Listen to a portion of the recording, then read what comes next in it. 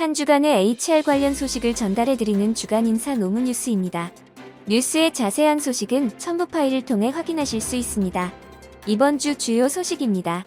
1년 미만 근로자의 연차 휴가에 대한 노동부의 설명이 뒤집혔습니다. 1년 미만 근로자에게 연차 휴가가 최대 11일만 발생한다는 판결이 대법원에서 확정되었습니다. 지난 14일 대법은 1년 기간제 근로계약을 체결한 근로자에게 최대 11일의 연차 휴가가 부여된다고 봐야 한다라며 고용노동부 해석을 뒤집고 판결을 내렸습니다. 이는 사업주 A씨가 근로자 B를 상대로 낸 손해배상 청구 소송에서 나온 것으로 2017년 B는 1년이 되지 않은 계약직으로 연차 휴가를 15일을 사용했습니다.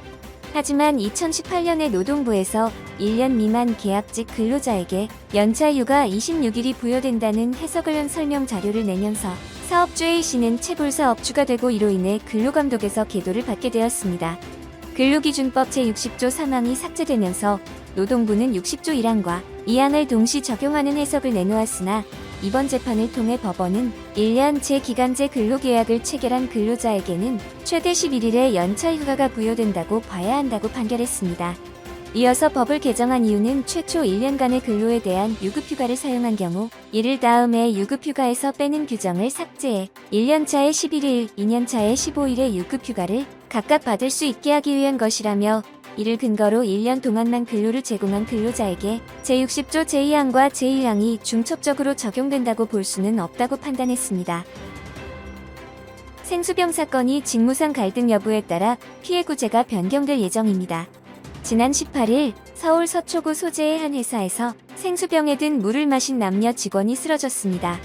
이후 여직원은 퇴원했지만 남성 직원은 23일에 결국 사망했고 사건 용의자인 강 씨는 사건 이튿날인 19일에 자택에서 숨진 채 발견되었습니다. 현재 경찰은 강 씨의 범행 동기를 밝히는데 어려움을 겪고 있고 용의자의 사망으로 사건은 곧 공소권 없음으로 종결될 예정이며 이번 주 내 30일까지 종결을 목표로 수사 중입니다. 하지만 소송 및 피해자의 산재 인정을 위해서 용의자의 범행 동기의 결론이 중요할 것으로 보입니다. 그 이유는 범행의 동기가 회사의 업무와 상관 있는 피해자와의 갈등이라고 한다면 산재 신청이 가능해지며 또한 향후 소송에서도 중요하게 작용하기 때문입니다.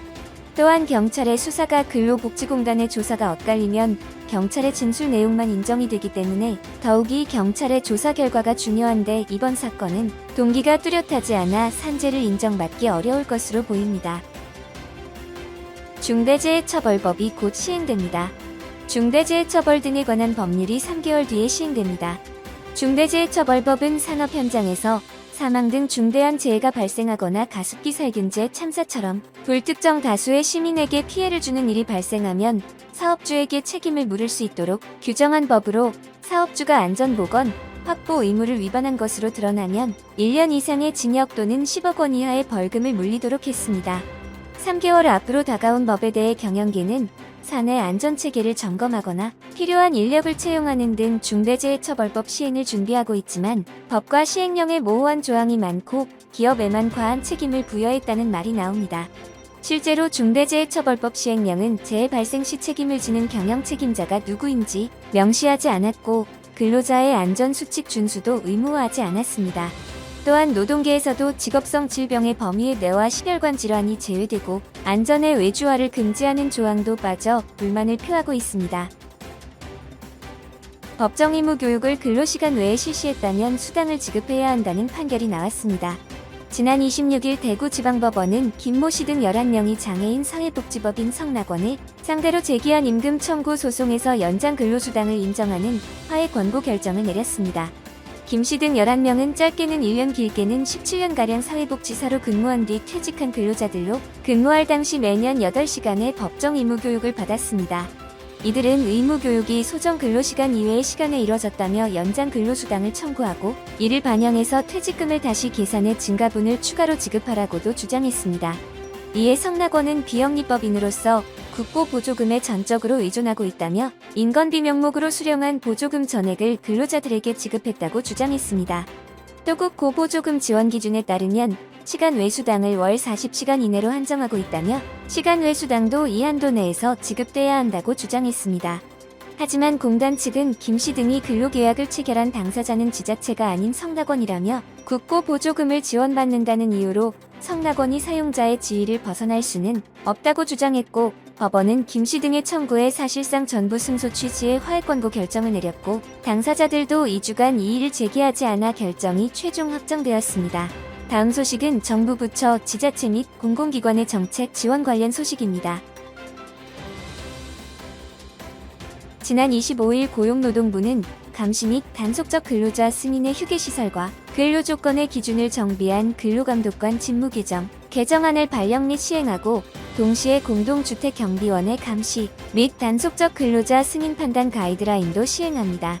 감시 및 단속적 근로자는 심신의 피로도가 비교적 낮다는 업무의 특성상 고용노동부 장관의 승인을 받으면 근로시간 휴일 휴게의 적용을 제외할 수 있도록 하고 있는데, 근로자 건강과 직결되는 근로시간에 예외를 두는 제도이므로 규정의 운영 방법과 기준을 더욱 구체화할 필요가 있고, 또한 10월 20일부터 공동주택경비원이 경비 업무 이외에 할 수 있는 공동주택관리 업무를 명확히 하는 공동주택관리법령이 개정 및 시행되어 공동주택 현장의 변화가 예상되어 제정하게 되었습니다.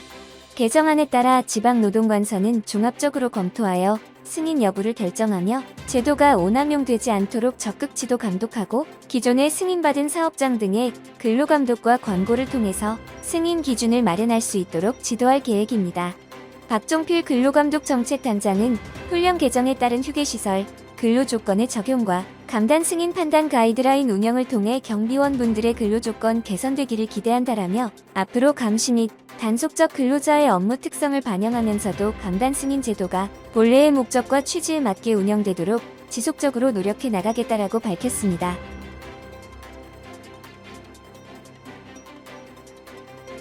정부가 인정하는 직업훈련 과정을 삼성전자 등 개별 기업이 설계하고 운영하는 게 가능해졌습니다. 기업이 필요한 인재를 직접 훈련하도록 한다는 취지입니다. 고용노동부와 직업능력심사평가원은 디지털 선도기업 아카데미 훈련 과정 공모 결과 삼성전자, KT, SK하이닉스, 포스코 등 4개 기업의 5개 훈련 과정이 선정됐다고 25일 밝혔습니다. 훈련생 모집과 훈련 과정 관리는 대한상공회의소가 운영합니다. 훈련은 국민내일배움카드로 신청할 수 있고, 국민내일배움카드는 공무원이나 사학연금 대상자 등을 제외하면 국민 누구나 직업능력 향상을 위해 신청할 수 있으며, 고용센터나 직업훈련 포털에서 신청하면 300만에서 500만 원을 직업훈련비로 지원받을 수 있습니다. 기업별로 훈련 일정과 내용이 다른데, 삼성전자는 소프트웨어 전반, KT는 인공지능 개발자 과정을 교육하고, SK하이닉스는 반도체 분야, 포스코는 AI와 빅데이터 분야 훈련 과정을 운영합니다. 자세한 사항은 각 기업 홈페이지에서 확인할 수 있습니다. 다음은 채용 관련 소식입니다. 위드 코로나를 앞두고 기업들이 채용문을 다시 열고 있습니다. 이에 백화점, 면세점 등 유통기업이 먼저 발빠르게 움직이고 있습니다. 이번에 채용을 하는 기업은 현대백화점그룹, 신세계그룹, 우리은행, GS건설, 대웅기획 등입니다. 현대백화점그룹은 현대백화점, 현대홈쇼핑, 현대그린푸드, 현대백화점 면세점 등으로 모집 직무는 영업관리, 마케팅, 지원 재경, 글로벌 해외 영업 등이며, 신세계그룹은 이마트, SSG.com, 스타벅스 코리아, 신세계인터내셔널, 신세계프라퍼티, 신세계푸드 등 총 14곳이 참여하며, 이마트를 제외한 나머지 계열사는 인턴십을 통해 선발합니다. 우리은행은 일반직을 채용하며, 일반직은 개인 및 기업 고객을 대상으로 한 금융서비스 제공과 신규 고객 발굴, 상담, 금융상품 판매를 하게 됩니다. GS건설은 플랜트 설계, 건축 수행, 인프라 수행, 안전, 품질, 재경 등에서 모집을 진행하고, 대웅기획은 12월에 인턴 실습을 진행하고 1월부터 입사가 가능한 사람에 대해 채용을 진행하고 있습니다.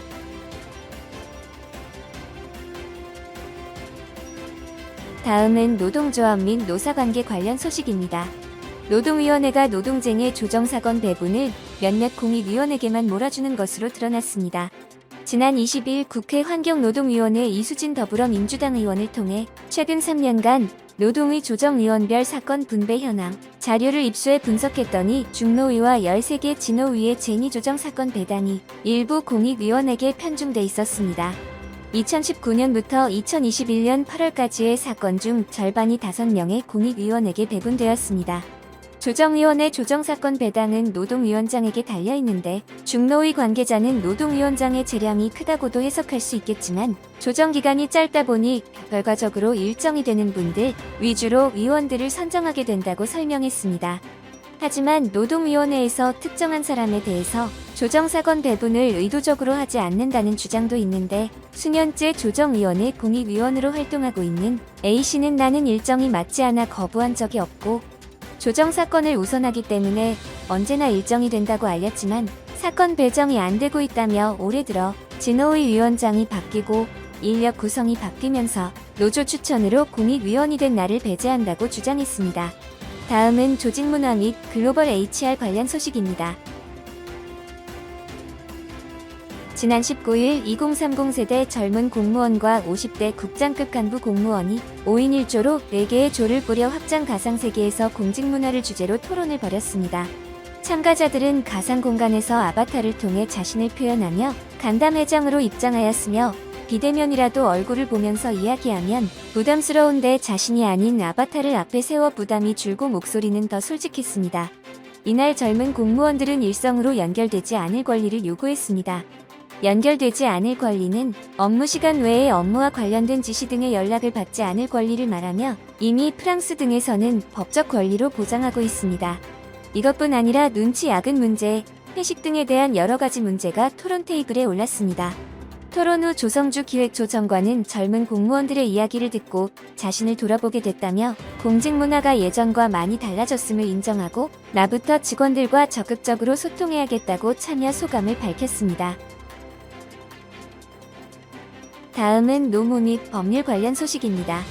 기업의 구인난은 점점 커지는데 구직자는 오히려 늘어나는 노동시장의 미스매치가 심화하고 있는 것으로 나타났습니다. 지난 24일 한국경영자총협회가 발표한 최근 고용 흐름의 3가지 특성과 시사점 관한 보고서에서 고용 흐름의 특징으로 노동시장 미스매치 심화, 서비스업 고용, 양극화, 30대 취업자 감소 등을 꼽았습니다. 최근 기업의 인력 부족률이 상승세로 전환되고 부족 인원이 계속 증가하면서 기업들은 오히려 구인난을 겪는 것으로 나타났습니다. 또한 신종 코로나 바이러스 감염증 영향으로 정보통신, 금융보험 등 비대면 서비스업 고용은 올해 들어 플러스로 전환됐지만 도, 소매, 예술 및 스포츠 등 대면 서비스업 고용은 감소세가 이어지고 있습니다. 이에 대해 경총 관계자는 인력 채용을 꺼리게 만드는 각종 노동 관련 법과 제도를 개선하고 고용 서비스 및 직업 훈련 체계를 정비해야 노동시장의 미스매치를 해소할 수 있다며 고용 경직성 완화를 위한 제도 개선으로 민간의 고용 여력을 확대해야 한다고 말했습니다. 이번 주 주간 인사 노무 뉴스는 여기까지입니다. 다음 주는 더 유익한 소식으로 찾아뵙겠습니다. 감사합니다.